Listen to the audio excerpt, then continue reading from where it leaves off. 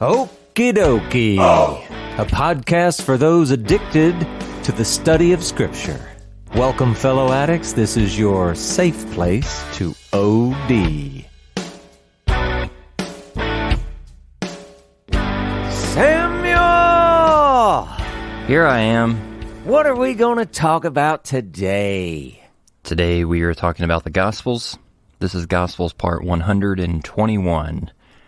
Last week we saw where Jesus wrapped up washing his disciples' feet and then continuing within this Passover Seder that is happening before all the events take place concerning his betrayal and arrest and death and resurrection. And at some point during this Seder, the text in John says that Jesus becomes troubled in spirit, and he announces or states that somebody is going to betray him, and then you have this interaction between Peter and John trying to figure out who Jesus is referencing, and it seems very explicit that Jesus is dipping the morsel of bread in giving it to the person who is going to betray him, and that's Judas.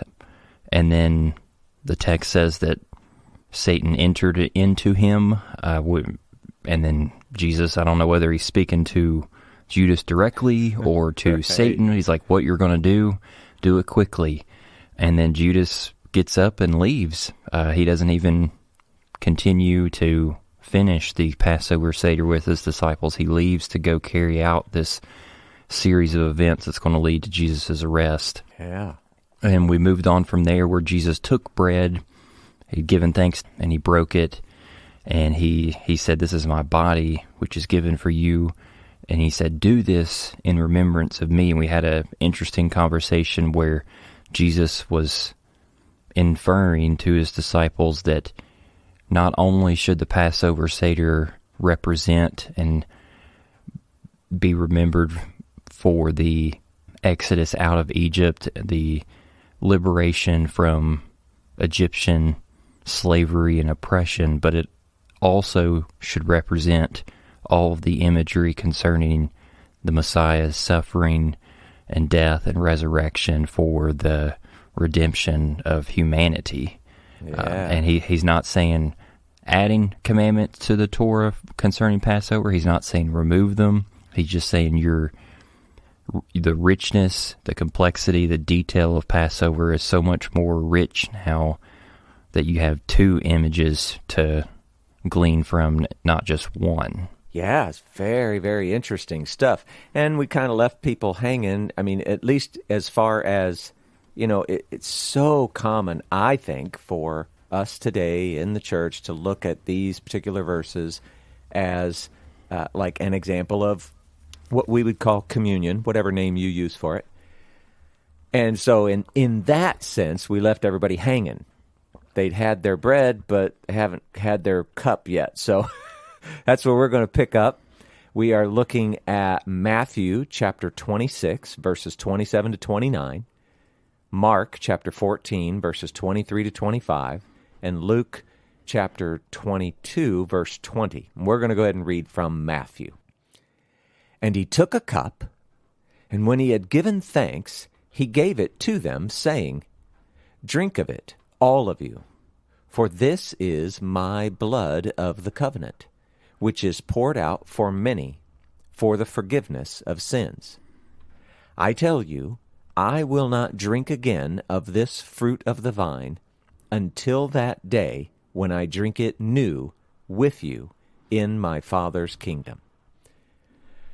Okay, now, again, this is, I imagine, what most of us associate in our mind with the other half of communion.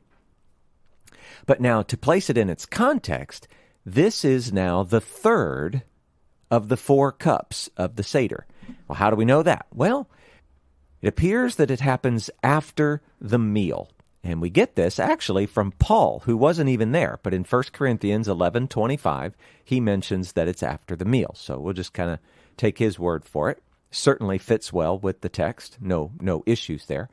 And just to kind of continue adding a little bit of the information about what's going on. This cup is also accompanied by a blessing, and they also do the grace after meals, the grace after the meal. So I would bet there's a lot of people who listen to the podcast who've experienced something maybe in their home growing up or in a friend's home or something where people would sit down to eat and they would say grace or a prayer or the blessing or whatever it was called before the meal.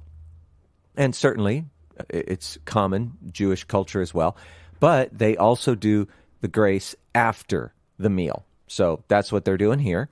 And just like the last section with the bread, Jesus, he's continuing to add symbolism to the existing Passover festival. It no longer only represents the redemption and the exodus from Egypt, but also the exodus from death and corruption as well, the redemption from death and corruption as well. It no longer represents the nation being brought to God's presence in the past, back during the exodus from Egypt, but also being brought to God's presence in the future. There's something new and different about that. And most especially, it would represent the blood of the covenant. What was the point of the Exodus? God brought them out into the desert. And, for all practical purposes, it was like a wedding ceremony. But there was a covenant. There was blood of the covenant.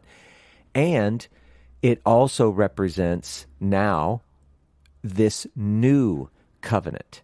And first we'll take you back in time. So Samuel, let's take a look at Exodus chapter 24, verse 8. Why don't you read that for us so we can kind of hear the language around blood of the covenant? So Moses took the blood and splashed it on the people and said, "This is the blood of the covenant that the Lord has made with you in accordance with all these words." So there you go. Back, the thing that they're already celebrating or remembering or whatever in this Passover Seder, it ultimately it culminates in this blood of the covenant at Sinai, that sort of thing. Now, interesting note. Sorry, this is talking about the blood of the covenant, but notice that it says in all three of the Gospels, it uses the phrase poured out, the blood which is poured out.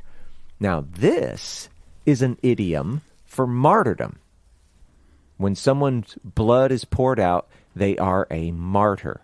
Now, you know that, Samuel, all along we've been talking about, whenever we talk about Jesus going to the cross and all those kind of things, what is the metaphor that we use, most commonly? It's a sacrifice. Yeah, sacrifice. But here, they're very specifically laying it out. Now, I don't know. You may take this part literally. You may take it as another metaphor, whatever. But here, they're very specifically pointing to it as martyrdom. The writers want us to see Jesus in this particular point as a martyr. And so the blood, this is what's interesting. When Moses, you just read about Moses, whose blood was he splashing on the people? Was it the blood of bulls and goats? Well, yeah, let's just say it's the blood of some animal, right? It wasn't Moses' blood. It wasn't God's blood, right?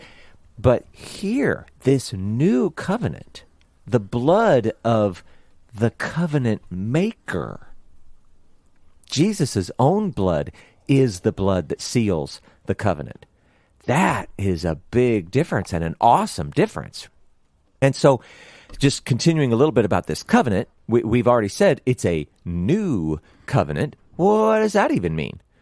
First of all, this is really important. If you read through your Old Testament, which is, where you see all the talk about covenants and everything, you're going to notice something that's really, really important. We shouldn't think of a new covenant as a replacement. Covenants, as we see them in the Bible, and as we understood them culturally back in this day, first century and prior, covenants don't work like that. They're additive.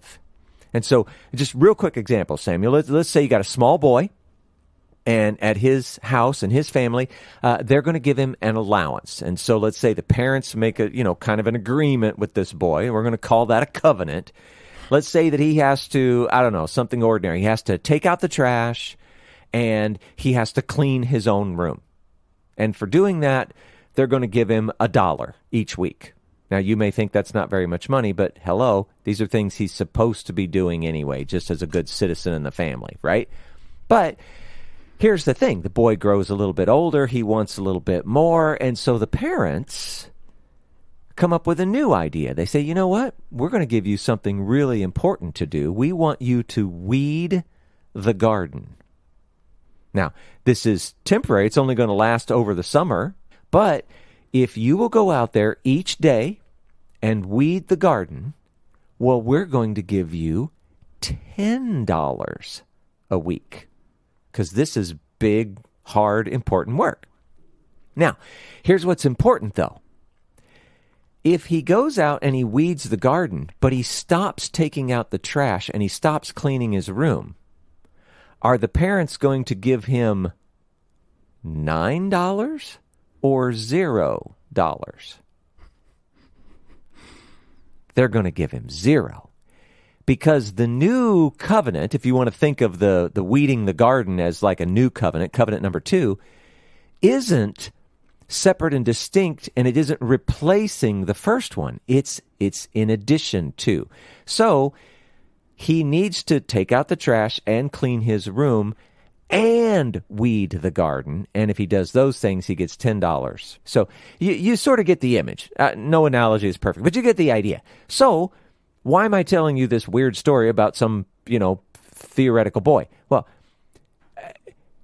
a new covenant, again, is additive. And another aspect we may recognize about it is that it may, in fact, make certain portions of an earlier covenant obsolete.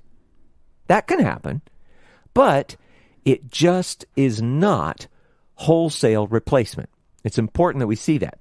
Let's move ahead a little bit. I had you read from Exodus before. Now let's go to Jeremiah 31, verses 31 to 33. And it isn't the whole thing. I've kind of snipped out a couple parts, Samuel. Why don't you read that? Indeed, a time is coming, says the Lord, when I will make a new covenant with the people of Israel and Judah. I will put my law within them and write it on their hearts and minds. I will be their God, and they will be my people. Yeah. Now, some really important things. We'll just do this really quickly. First of all, Samuel, where would you find this exact same text in the New Testament? You remember? Is it in Jeremiah? Oh, no, that's the Old Testament. That's what you were reading. Oh, okay. What about the New Testament? Oh, is that Hebrews? Yeah. Yeah, I always have to go look because I have a terrible memory for where things are. But yeah, it was Hebrews chapter 8, verses 8 through 12. And Samuel, who's he making the new covenant with in the text? Israel and Judah. Yeah, the people of Israel and Judah. And I know everybody wants to grab a hold and go, oh, we're part of the new covenant. And I would say, well, yeah, you are, but just understand who the covenant was made with. That's why it's so important that you are grafted into Israel. And then notice, especially when you're reading in Hebrews, it says, I will put my law. That's in Greek. If you go back to Jeremiah, it's in the Hebrew. What is the Hebrew word underneath the word law, Samuel? Torah. Yeah, I will put my Torah within them and write it on their hearts and minds. What? It's great. I will be their God. They will be my people. Now, what's funny about that is the new covenant. And it isn't replacing, it's additive to all of the covenants that have come before. But look at what it does. The Torah is going to be written on their minds and hearts. So the Torah is literally bringing the terms and the conditions of an earlier covenant into this new covenant. Except that it's going to now be, existing in a new way. And the way we would talk about it now is we would say, well, look, because the kingdom and the new covenant and everything hasn't come in its fullness yet, well, the Holy Spirit is working in us. He is writing the Torah on our minds and hearts. But there will be a time, and let's just say post-resurrection, when the Torah will be fully written on our mind and hearts. And that is just super awesome. Paul, before you move on, I'm wrestling with part of your analogy with the small boy and the weekly allowance. Yeah, go for it. You said that if he upholds covenant 2, where he is weeding the garden on a weekly basis, but then he fails to take out the trash and clean the room, that he is, according to you, he is awarded $0. Right. Now, am I a harsh parent? Yeah. I just was wondering, like, can the concept of covenants being additive and not being replaced mean that if you are obedient with one covenant, you will receive the blessing of what that covenant entails, but then if you fail to uphold a pre-existing covenant that still stands, it's simply you don't experience the blessings with that one? So in this case, like, shouldn't the boy get awarded the $10 for continuing to be obedient with the weeds, but he just does not get a grand total of $11 per week? That's very small boyish of you, Samuel. Wow. Well, first of all, there is no $11 here. There's only 10. He's getting an increase from 1 to 10. But let's just say, by all means, let's not take me too seriously and too literally. Could it be that there is reward that is in fact earned and received from portions of the covenant and not other portions of the covenant, or whether it's the same covenant or separate covenants or all that? Well, sure. Of course. He is so merciful. Of course. And then you also have comments like from Paul, hey, if you're guilty of one part of the law, you're guilty of the whole law, or things like that.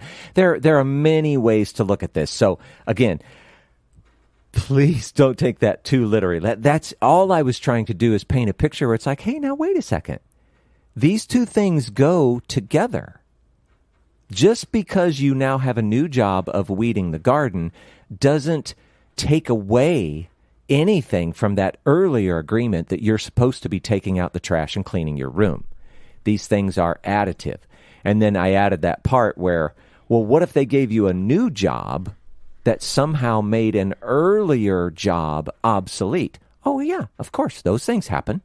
But again, the point is to look at the covenants together as a whole rather than looking at them separately, as if somehow earlier ones become obsolete.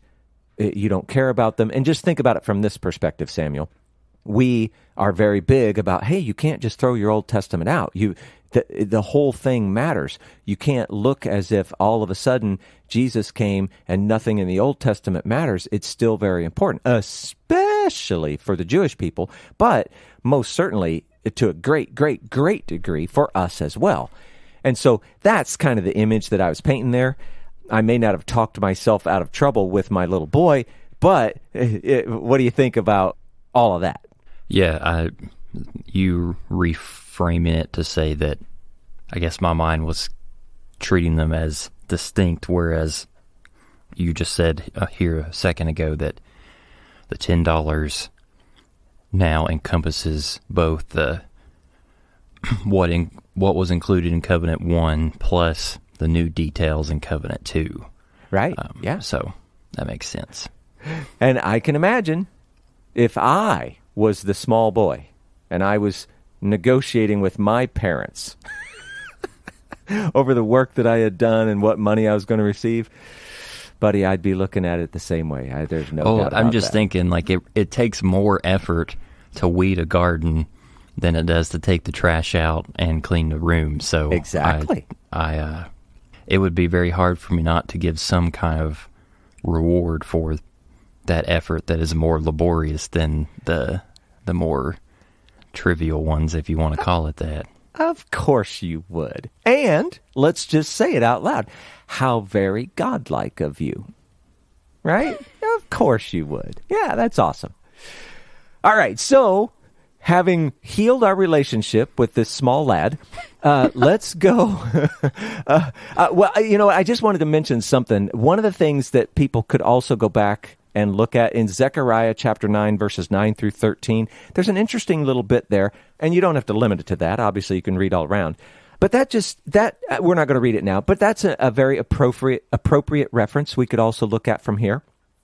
In verse 11 specifically, it mentions something about blood of the covenant, whatever, and that whole little section seems to be about the promised Messiah king. So there's another little nugget you could go back and read about.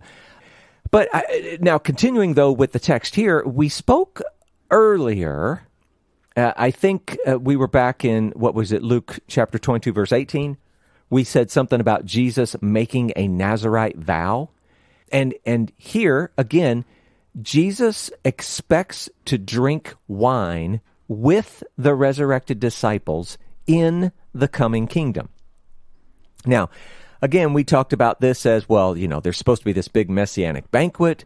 Some think that is an actual Passover meal. Others think that we will continually have Passover meals that will be separate from that messianic banquet. Whatever it looks like, Jesus is abstaining from wine from the moment they finish this meal until he returns, his second coming as the actual king taking the throne, and the banquet and all that stuff that comes with it. So that's just mentioning it again, that Nazirite vow.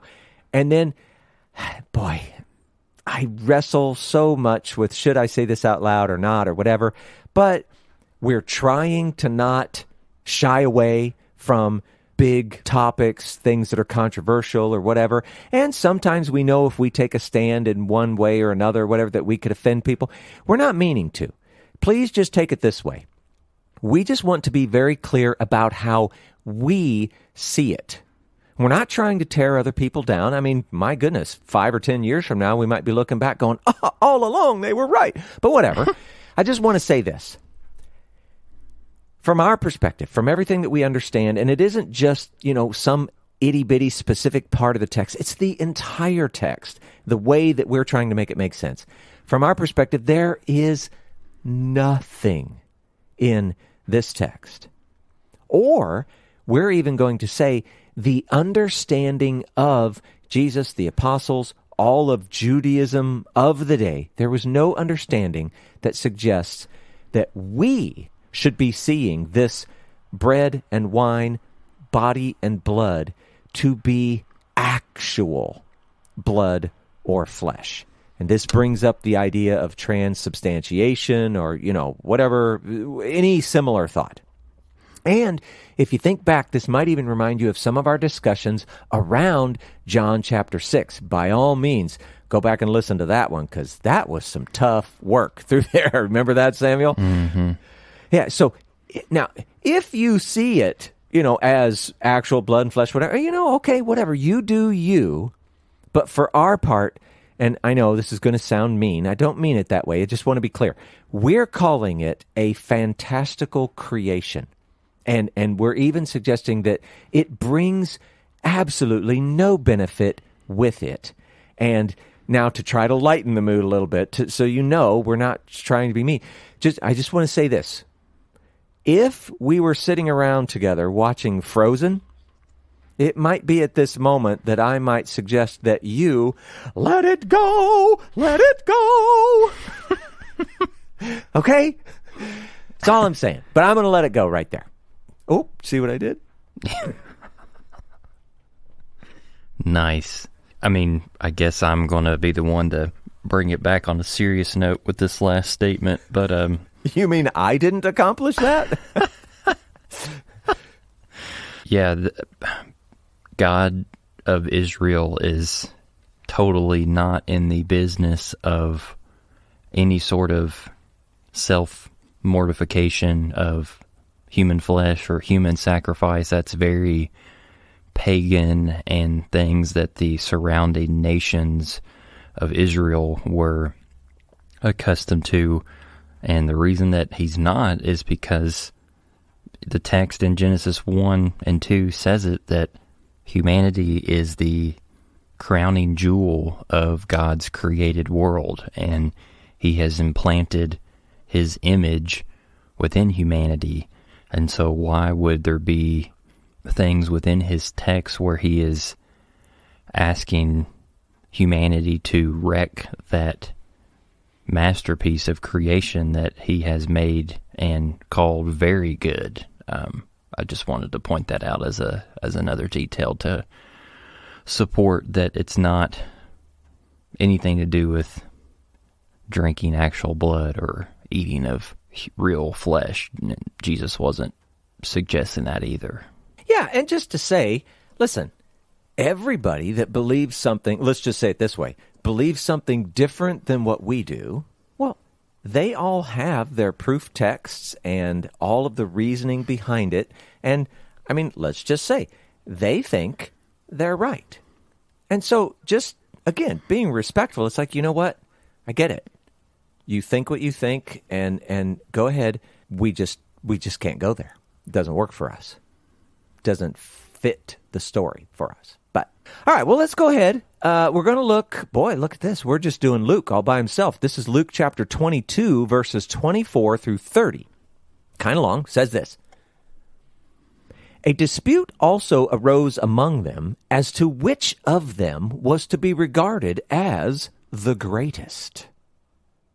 And he said to them, the kings of the Gentiles exercise lordship over them, and those in authority over them are called benefactors. But not so with you. Rather, let the greatest among you become as the youngest, and the leader as one who serves.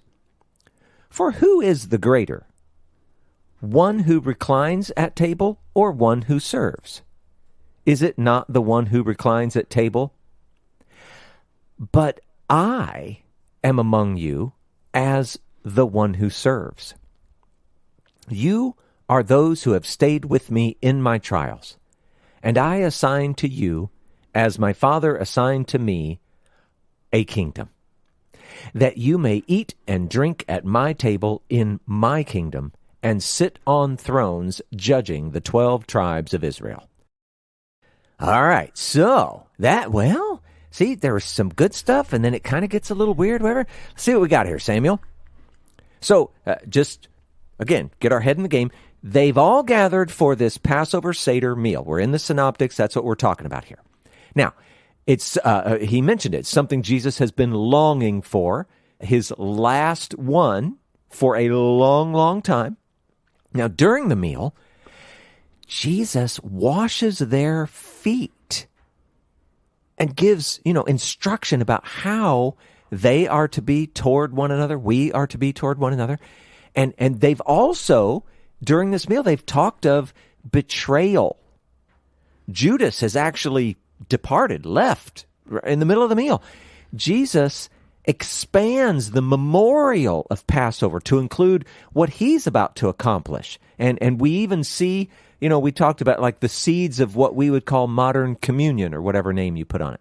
Now, somehow, in all of this, they end up in a discussion. In fact, more than a discussion, it turns into a dispute about which of them is the greatest. To which I say, what? Mm-hmm. Did you have too much wine? I mean, what's even going on in your head? That's crazy, right? It's one of those, well, I'd never do that kind of moments. To which we always say, I hear you, but don't be too quick to judge, because you know what? Humans be human all the time. Now, also, and let's just note, how honest were the writers of the Gospels about themselves? To be fair, okay, this is in Luke. Luke wasn't actually one of the apostles. But, he got the story from someone that was there. So, you know what? It's kind of neat that they're so honest about themselves. But let's go on. I should probably also mention this as well. You know how the whole point of our walk through the Gospels is that we're trying to take a sequenced or ordered walk through in chronological time. And guess what? It's really hard to do. This is one of those areas that's particularly difficult. So the sequence of this event here, it's very debatable. And now, on one hand, it would go great immediately before the washing of the feet. But we didn't put it there. And part of the reason, I mean, Jesus' follow-on talk about kingdoms and thrones and all that, I don't know, for me, that made it just a little bit weird. And since this is in Luke, we can see that his sequence has the discussion of who will betray him leading up to this. And I don't know, you can kind of imagine how that conversation would actually go. I mean, you can sort of make sense of that. So we chose to put it here. If you think it should go somewhere else, hooray for you. You do that. This is just what we're doing. And so we're going to talk about it that way. Laying that aside, Jesus is using this whole little bit here as a teaching moment. And he says, the kings of the Gentiles exercise lordship over them. So the them here, I mean, it is the Gentiles. He begins to speak of those who are in authority over them. And when he does so, what is he talking about? Well, he's talking about the king himself, but he's also talking about those that the king has sort of put in place. You know, the king has other delegated rulers, leaders, authorities, etc. So they are the ones who rule. And then who's being ruled over? Well, it's the Gentiles or the people or whatever you want to call it. But what's interesting is the king and his other delegated or appointed rulers, they are called benefactors. And it's important to see there's, an irony or a sarcasm or a satire that is here. They were, these kings and rulers, they were almost without fail cruel, unjust, tyrannical turds, I guess. There's one word. But they're called benefactors, as if they are the do-gooders or the kindly helpers. But then, okay, so I'm guessing that while Jesus is saying this, that the disciples, the apostles, they're easily picking up on his point. And Jesus' point is that they shouldn't be anything like that. Another way to say that is that they should actually be benefactors, do-gooders, kindly helpers. They should turn what is normal upside down. Let the older honor the younger. They need to encourage that and live that as an example. Let the leader live as the servant. And Jesus uses himself as the example. He even he returns to the example of washing of the feet. And now, he doesn't explicitly do it. I'm saying it's kind of inferred here. But he, at the same time, he's also speaking of the upcoming completion of his mission. Again, he doesn't say it explicitly, but it's inferred. It's like, look what I've done here, washing the feet. And then, he knows what he's about to do. They're going to understand that very, very soon. He was among them as one who serves. And in the same way, we must find our own life's mission in this as well, in service and leading through service. It's good stuff, very powerful stuff. But then Jesus, he ends with a pretty incredible statement. At least it would be incredible, except that, Jesus is the one saying it. He says that they have proven faithful, right? They've stayed with him all this time, whatever. And, well, quick side note, Samuel, were they perfect? Definitely not. No. And we've said this before, whether we're talking about righteousness or faithfulness or loyalty or whatever, it's not strictly black and white. It's more of a gray scale. And we just need to be aiming for, the white side of that scale. We need to be pushing toward, whatever you want to call it. God is light, white, purity, whatever. That we need to be pushing toward that and knowing that it's not just, hey, you're either perfect or you're not. It's not like that. Anyway, the point is, these guys, they've proven faithful, and they are going to be assigned a kingdom, at least of sorts. Maybe you could say that they're some sort of royal administrators. They're going to be giving, maybe it's something like areas or regions of rule within his kingdom. The point is, do you notice how this is just like the benefactors of the Gentile kings that he spoke of? This is the connection.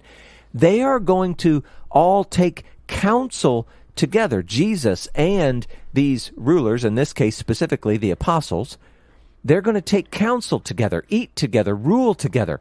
And specifically, the apostles are going to rule over the tribes of Israel. Now, sadly, no details are given regarding the Gentiles in this specific case. But, again, we know that we are grafted in, and there will be something, I'm sure. It'll all be taken care of.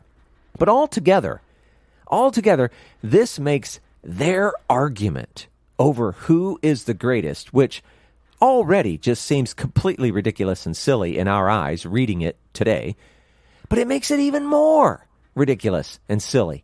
They are all going to rule with him. They're all going to have a special place, but greatness is defined in service, elevating others. So, I don't know. It's a great teaching moment, but it's just such a horrible moment for them that makes them look bad. On one hand, this ruling sounds incredible, maybe, to us, but on the other hand, this is exactly what mankind was created to do from the very beginning. We are to participate in ruling over creation. And this is why being in his image is so important. We should be humble servants just like the apostles, just like Jesus, and ultimately just like God. Resurrection, the new covenant, with Torah on the mind and heart, it's going to make this all actually work as originally intended. Now, okay, there's a lot of fuzzy, as far as exactly how all this is going to look and work, whatever. God hasn't given us clear vision of everything, but it is the restoration and the redemption of all things. And no matter how much we know, this is just beautiful stuff. So anyway, there you go. Jesus teaching good lessons right there. Definitely. I personally see Jesus' response in the midst of this, I don't know how you want to describe it, moment of incorrect or selfish thinking among the disciples. The way that Jesus responds is an act of mercy, in my opinion. Like, he could have been very upset, especially with how, like what you said, like how much he's been longing for this Passover meal and for his disciples to be getting into an argument over something so trivial. And he just lays it out so gently. Like, he just reminds them, like, remember, your call is to lower yourself and elevate others. And if you continue to do that, like, you all were just bickering about who's going to be the greatest, but all of you all of the 11 who are left are going to be, all of you are going to be elevated and brought into a place, into the kingdom where you get to participate with me in ruling. And that had to have felt amazing to the disciples to showcase. It's like, it's not about this empire mind of competition and who is going to push the other one down in order for me to rise up. It's like we're all in it together. God is inviting all of humanity to participate in this, and that these disciples they're going to get equally rewarded in the kingdom for staying with Jesus, like, to the end of this story. Yeah, it's interesting that you say all that, Samuel, and honestly, once it gets to this part of the story, and there may be parts where it doesn't feel as much this way and others where it feels more this way, whatever. But in my mind, when I'm imagining what Jesus is like, what he's going through, whatever, I kind of get the sense that he knows, okay, I'm pretty much out of time here. It's not worth fighting and pushing so hard anymore. I'm just going to keep laying out the truth. This is it. they've got everything they've got. I'm going to be out of here in a few hours. So, like you said, he just seems kind and gentle and, whatever. I think there's a little bit of a sense of, hey, I'm not going to be able to fix this. Mm-hmm. So I'm just going to say some true things and just let it go. But whatever, we'll see. Now, it's funny that also that you say it that way, because as the story continues, I think it's very relevant to that. So let's get on to that. Matthew chapter 26, verses 30 to 35. We have parallels Mark chapter 14, verses 26 to 31, and Luke 22, verses 31 to 34. I'm going to read from Matthew and one little bit from Luke. So here's Matthew. And when they had sung a hymn, they went out to the Mount of Olives. Then Jesus said to them, "You will all fall away because of me this night. For it is written, I will strike the shepherd, and the sheep of the flock will be scattered. But after I am raised up, I will go before you to Galilee." Peter answered him, "Though they all fall away because of you, I will never fall away." Jesus said to him, "Truly, I tell you, this very night, before the rooster crows, you will deny me 3 times. Peter said to him, "Even if I must die with you, I will not deny you." And all the disciples said the same. All right. If you're at all familiar with the story, that kind of makes you laugh a little bit. Well, whatever. Here we go. This is going over to Luke. I'm just going to read the first couple verses there. "Simon, Simon, behold, Satan demanded to have you, that he might sift you like wheat. But I have prayed for you, that your faith may not fail. And when you have turned again, strengthen your brothers." All right, so Jesus is pretty clear. He knows what's coming. He's telling them they're not really believing it yet, but whatever. Let's, okay, you know what? This is an easy one to miss. Right at the very beginning, they sang a hymn. Now, because we're talking about Passover, Seder, and all that, this is the 4th cup. And they're reciting the final portion of the Hallel, that's Psalm 113 to 118. They've completed the meal, obviously, etc. They're singing a hymn. All this. This is the end of the meal. And then, okay, as you read it, it's like, well, they're either on the Mount of Olives, or maybe they're only near the Mount of Olives, or maybe they're only on their way to the Mount of Olives. It gets a little unclear as we go through. Sometimes it makes it sound like it's immediate. Boom, they're there. But, especially when we get over to John, you're going to see that they get involved in some big, long discussion. And we've got Jesus' farewell discourse. So some think that all of this happens at the table before they even go. And, others think it happens while they walk, whatever. I'm just saying, don't get overly attached to, hey, where am I at this moment? Because it seems to be it's a little bit flexible or elusive or something. But Jesus warns them, they're all going to fall away. And he cites Zechariah 13:7. Now, in Zechariah, it's kind of, it's in the midst of a section describing the day of the Lord. Okay, that's kind of important. It's, we would now think of that like the ultimate day of the Lord is when Jesus' second coming. But anyway, in the passage, God is commanding his own sword to smite the shepherd, the man next to me. Now, interestingly, even in Judaism, this had been understood to be the Messiah. Remember, we've talked about how they thought, well, I don't know, maybe there's 2 Messiahs, one that suffers and one that conquers, right? Well, this is that suffering Messiah. Now, as it happens, occasionally when you're reading through Zechariah, you could be reading about a thing, and all of a sudden it's like the Messiah just kind of appears in the midst of this thing. It can even feel out of place or jarring or whatever, and this is one of those cases. The Messiah, son of Joseph, just appears.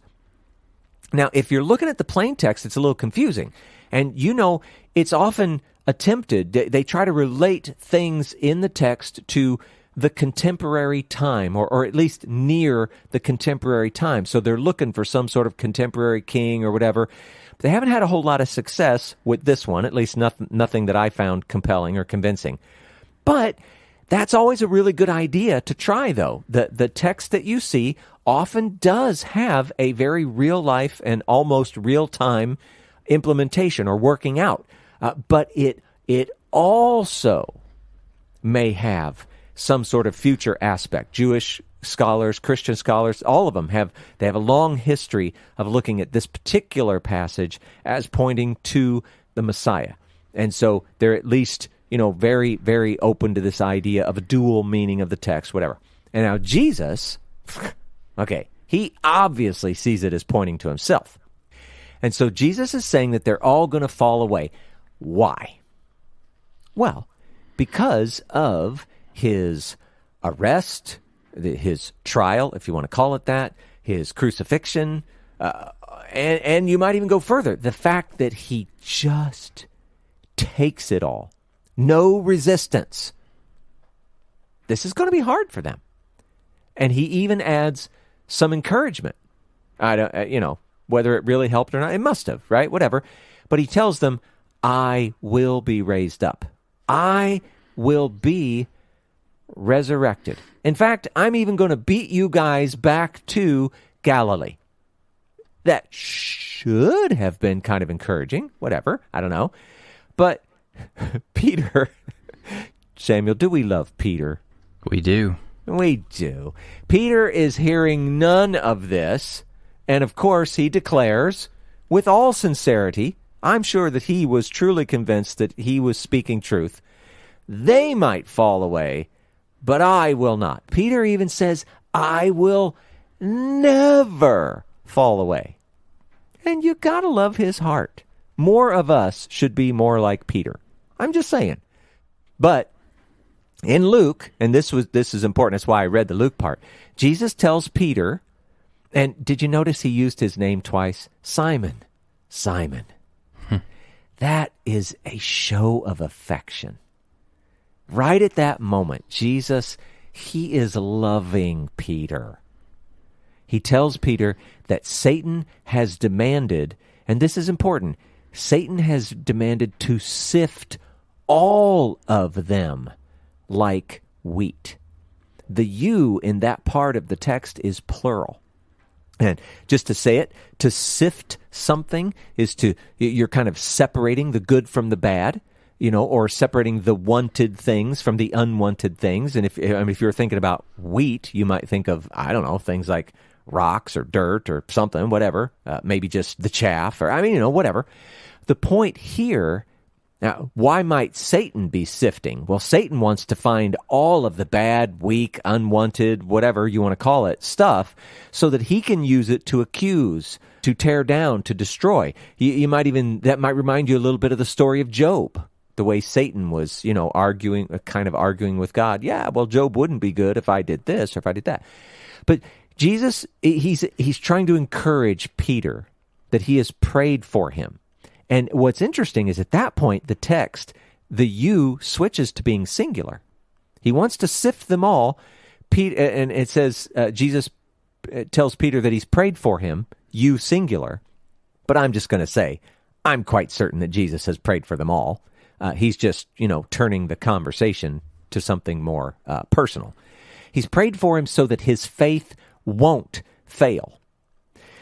Now, you may know the story, and you may be thinking to yourself, yeah, well, his faith is, it's kind of battered and beaten and deflated and limping and bleeding. Okay, all of those things, but it won't completely fail.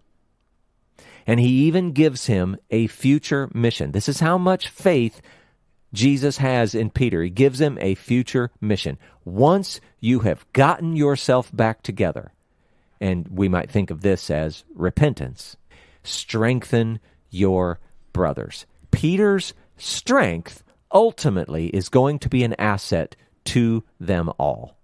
So, man, this is a rough part of the text. You're all going to, fall away, but he's trying to be as encouraging as he can be. It's good stuff. Real quickly, back in Matthew and Mark, Jesus tells Peter exactly how he's going to fall away. He tells him that before the rooster crows, you're going to deny me 3 times. And as we will see, Jesus is correct. But here's the interesting thing. Interesting side note. And I'm not offering this as, hey, this is the truth and this is the way you have to read it. But it is really interesting. They're going to be in the city of Jerusalem when this all goes down. Peter denies him 3 times. And just important to know, chickens, which would include roosters, they are banned from the city. They're not allowed to be there.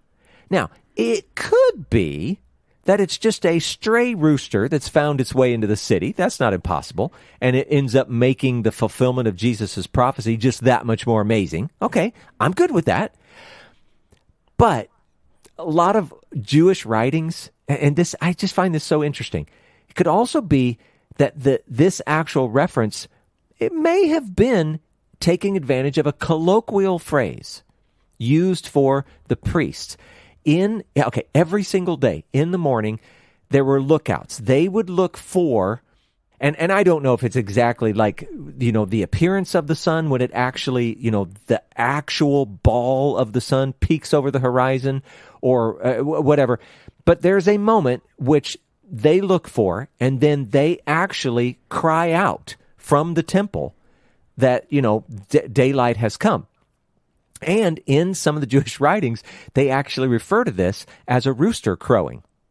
And now, again, I'm not saying that has to be what's happening here, but that's a really interesting side note. It could have been that just as daylight dawned when the rooster crowed, that is the priest shouting from the temple, that's when Peter realized the fullness of everything that had come to pass. He had denied it 3 times, all that kind of stuff. Maybe, maybe not. Either way, the idea is the same, whether we're thinking about an actual rooster that somehow made it in the city, even though they were not allowed in there, or if it was the priest from the temple, whatever it is, the point is, by sunrise, Peter, you're going to be eating your words. It's kind of rough. And of course, what happened? Peter denied it. In fact, they all denied it. And boy, Samuel, how thankful are we that humans are so much more evolved today and not like Peter and these other apostles, huh? I'm glad we're past that. Oh, yeah. All right. Well, that's all we got for today, except for what you've got to bring to the table, Samuel. So lay it on us. Yeah, maybe I am being too soft on Peter, but I think that Peter's later response with the denial that he's going to experience is a very natural human thing to do in terms of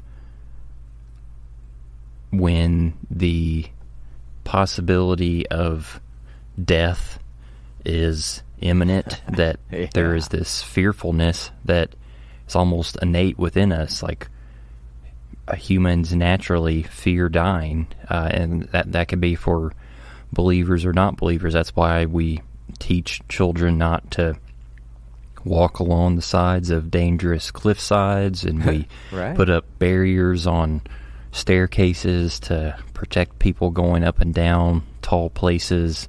And I think that Jesus' affection towards him probably had that in mind, that he was able to acknowledge, and Jesus was able to acknowledge and take into account Peter's fervor in this moment during the Seder, where he probably wasn't disbelieving Peter's allegiance, but then later right. he's going to recognize, like, there's only one in this moment who's going to be able to truly face death and walk into it despite fear and despite anxiousness of what's to come for the sake of the many. So I don't know if that detail adds any part to how we look at Peter in this story, but I don't know.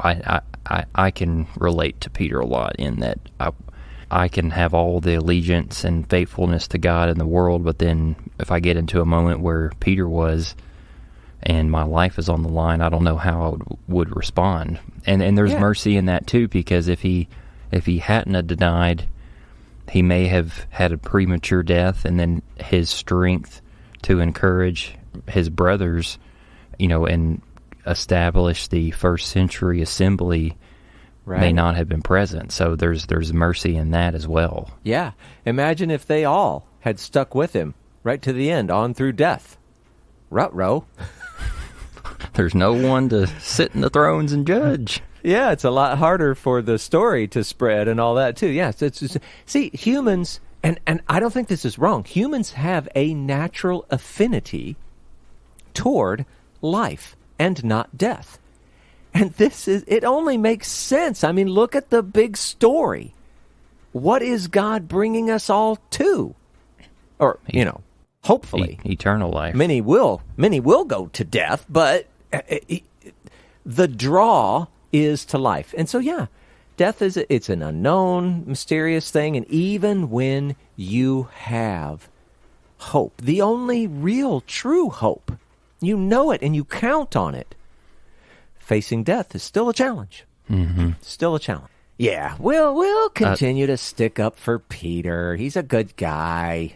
Yeah, I'm going to stick up for him here right now with another tenet that came to mind. I think that this idea or concept came from a Marty Solomon teaching within the Bema Discipleship podcast, but he was talking about the patriarchs within the Old Testament, within the Torah.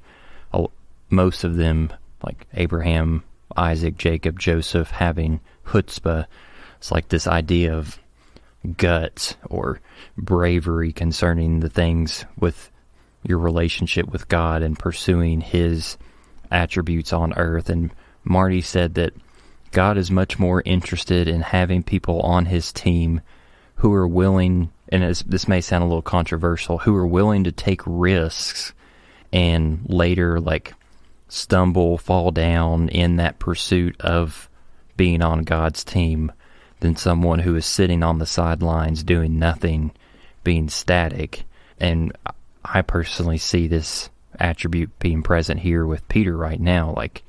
He took a risk in his bravery before all of these events went down, and ultimately he failed at that. But God would much rather have people who are willing to go out and fight and have the guts to pursue righteousness than do nothing at all.